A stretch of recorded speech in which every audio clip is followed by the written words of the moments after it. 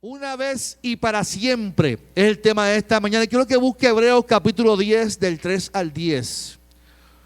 Una vez y para siempre. Y usted dirá, pastor, ese tema, una vez y para siempre. Bueno, vamos a hablar del sacrificio de Jesús. Estamos en el cuarto domingo de Adviento, como muy bien dijo nuestro fotógrafo profesional Fernando Cruz, que él gastó el rollo del teléfono y él tirando fotografía y él... Hebreos capítulo 10 del 3 al 10. Cuando lo tenga, por favor, dígame, se puede quedar sentado o parado como usted quiera. Hebreos 10 del 3 al 10. Lo voy a buscar en la traducción Reina Valera 2020 para ir a la par con usted. Y dice así la palabra del Señor. Pero en estos sacrificios cada año se hace memoria de los pecados, porque la sangre de los toros y de los machos cabríos no puede quitar los pecados. Por lo cual, al entrar en el mundo dice: sacrificio y ofrenda no quisiste, mas me diste un cuerpo. Holocausto y expiaciones por el pecado no te agradaron.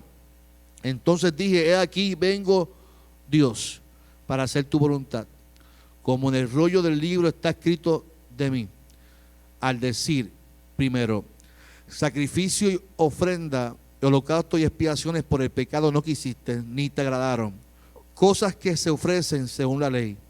Y luego añadir: he aquí vengo, Dios, para hacer tu voluntad. Quita lo primero para establecer este último.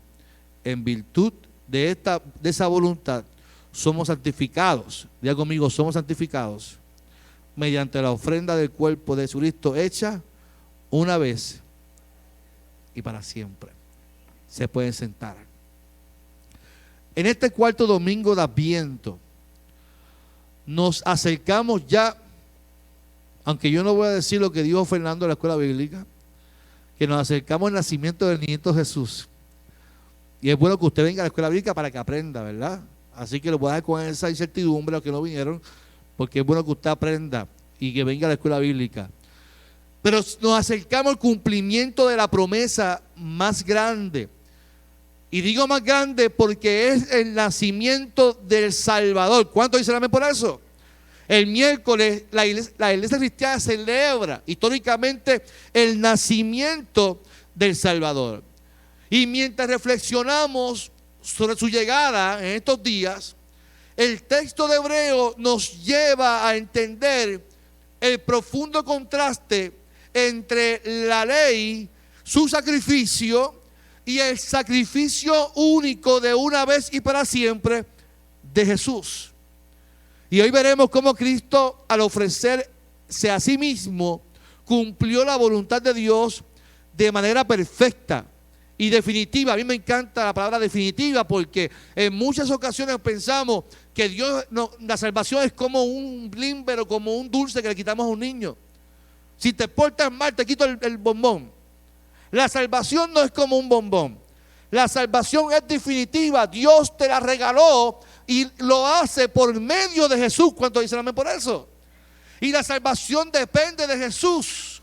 Así que qué bueno que este sacrificio es definitivo y trae salvación una vez y para siempre.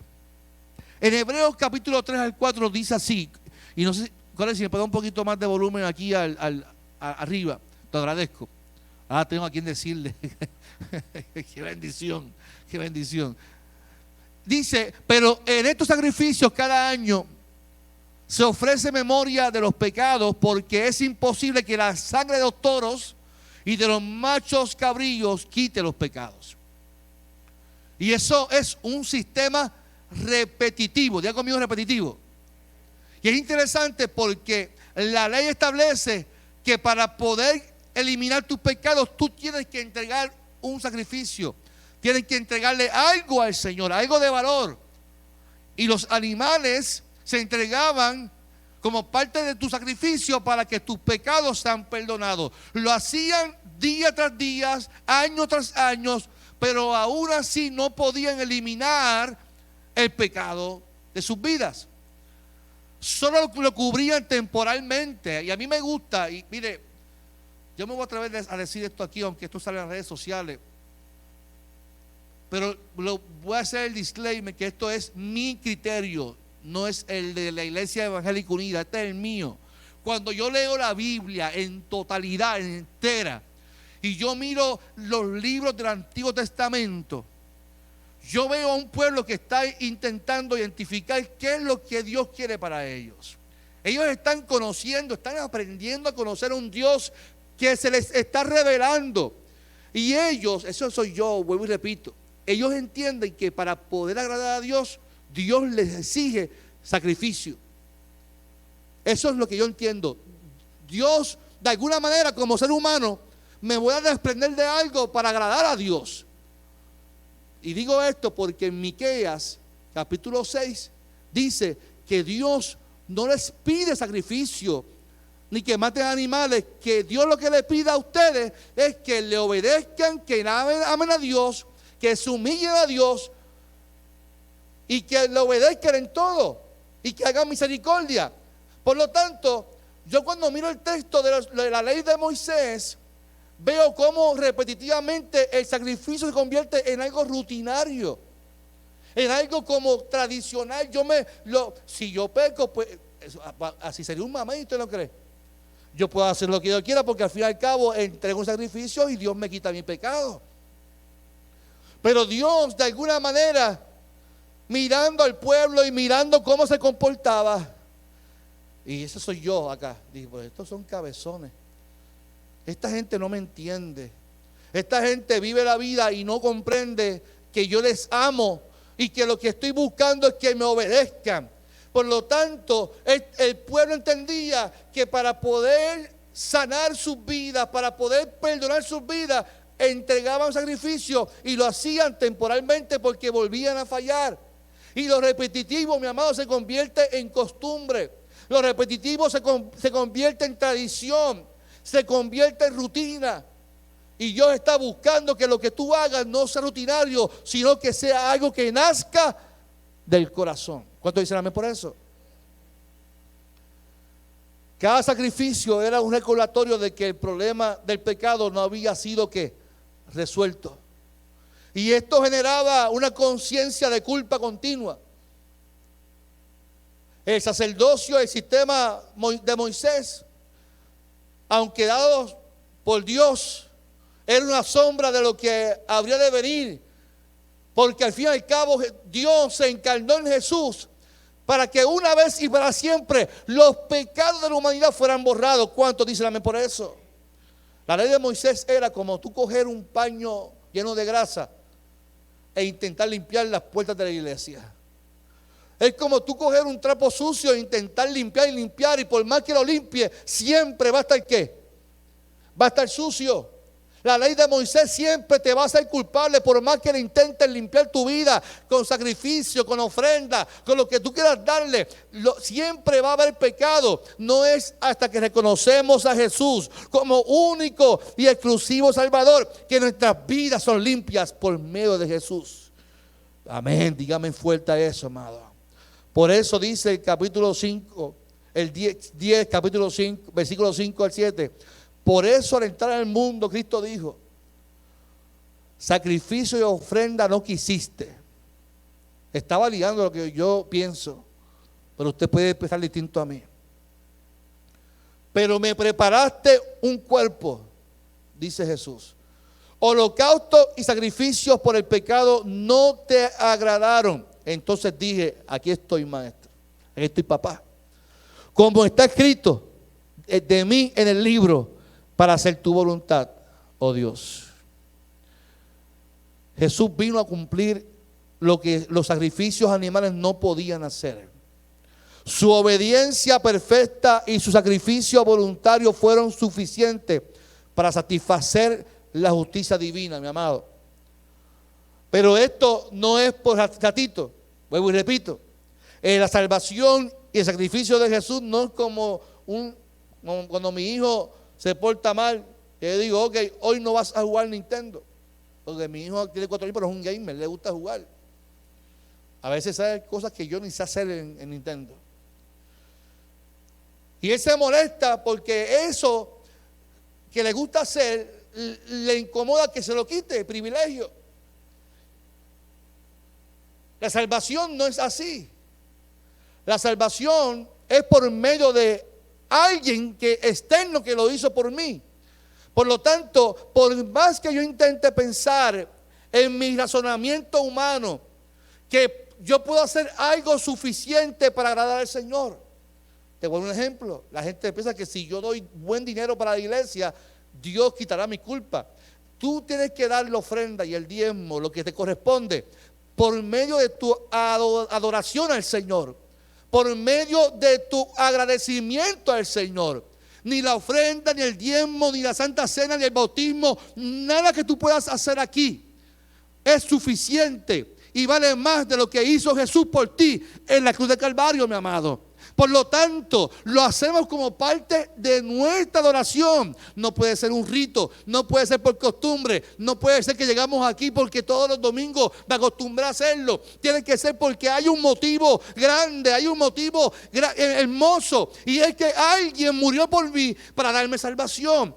Eso es suficiente para venir y levantar las manos y decirle gracias a Dios porque hoy celebro tu sacrificio una vez y para siempre por mí. ¿Cuántos dicen amén?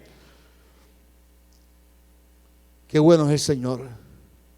Así que, mi amado, la cruz no solo quita la culpa del pecado, sino que también limpia también la conciencia. Porque en muchas ocasiones nosotros nos sentimos culpables constantemente. Y vivimos con esa culpa constantemente, vivimos con esa culpa, y a veces si Dios dice que Él vino a este mundo no a condenar al mundo, y yo quiero que usted entienda que si Él vino a este mundo a salvarlo, no a condenar, de nada vale que tú y tu mente pienses que eso que tú hiciste es tan grande que Dios no lo pueda perdonar, porque Jesús murió, y al recordar su muerte y su nacimiento es para que tú tengas libertad entera. Es integral, no la libertad solamente física o libertad emocional, es integral. Y que tú puedas entender que Él sí perdona tus pecados. ¿Cuántos lo creen conmigo en esta hora? Mire, si lo comparamos con nuestro contexto, es como un borrón definitivo de un archivo digital. Usted sabe que si usted le da delete a un archivo digital y vas al recycle bin y allí dice eliminar ¿qué? Definitivamente, y usted dice, ay, este no era el archivo, pues usted sabe qué, lo borró definitivamente. No hay manera. La única manera es que usted vaya a restore de la computadora y le ponga la fecha a ver si aparece el archivo. Pero cuando Jesús muere por ti y nace y se entrega como sacrificio, es como borrar ese pecado que tú dices, pero ¿y dónde? Si no recuerdo lo que tú, pero Señor, perdóname por lo que te hice, por lo que hice aquel día, pero es que Carlos, yo no recuerdo ese pecado porque hace más de 2000 años entregué a mi hijo para que tú fueras libre. ¿Cuántos lo creen conmigo en esta mañana? El Adviento nos recuerda que Jesús vino como Cordero de Dios, que quita el pecado del mundo, dice Juan capítulo 1, 29. Desde el pesebre, que estamos aquí, mire, simulando el pesebre, que estas hermanas se esmeraron.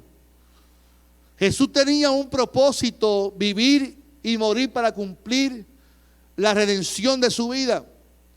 Y eso a nosotros, a usted y a mí, nos tiene que dar una esperanza viva. Y porque a través de su sacrificio hemos sido reconciliados con Dios y tenemos acceso directo a Él. ¿Cuántos dicen amén por eso? En la antigüedad, en el antiguo pacto, usted y yo no teníamos acceso a Dios. Si queríamos tener acceso a Dios era por medio de un sacerdote. Era Él el intermediario entre el pueblo y Dios. De hecho, no era en cualquier lugar. Dios determinaba dónde se levantaba un altar y allí había que pedirle al sumo sacerdote que intercediera entre Dios y usted. Pero por medio de Cristo, que es la esperanza viva, nos da acceso directo. Y Pablo dice, lleguemos confiadamente al trono de su gracia, porque allí hay perdón, allí hay salvación. ¿Cuántos dicen amén por eso? Y esa es la esperanza. Hay que aceptar el sacrificio perfecto de Cristo, mi amado. Porque hemos sido reconciliados con Dios y tenemos acceso a Él. Hay que aceptar el sacrificio como suficiente para tu salvación. Iglesia, no necesitamos agregar obras ni sacrificios humanos. No hay nada que usted y yo podamos hacer, no hay nada. Usted sabe que antes se manipulaba mucho, y lo digo con todo respeto, pero así yo lo veo. Si no aceptas el llamado, Dios te va a castigar. Y si alguien se enfermaba, eso era como que es que estás enfermo porque Dios te está castigando. Y eso son mentiras del enemigo. Porque Dios, escúcheme bien, mi amado, esto pues te puede liberar a ti en esta hora. Si yo como pastor, como Carlos López, no aceptaba el llamado de ser pastor, algo yo hubiese hecho en la vida, no sé, otra cosa. Yo no lo hice por miedo. ¿Sabes por qué no hice por miedo? Porque entendí la gracia del Señor. Dios, Esteban, vea un momentito. Aunque tú eres más alto que yo. Da que más arriba. Esteban tiene un llamado de Dios. Fíjate de espalda. Imagínense que Esteban está caminando y Esteban es llamado por Dios. Ese es lo que nosotros pensamos, los seres humanos. Si Esteban no acepta el llamado de Dios, Dios, ¿qué hace? Le tuerce el brazo.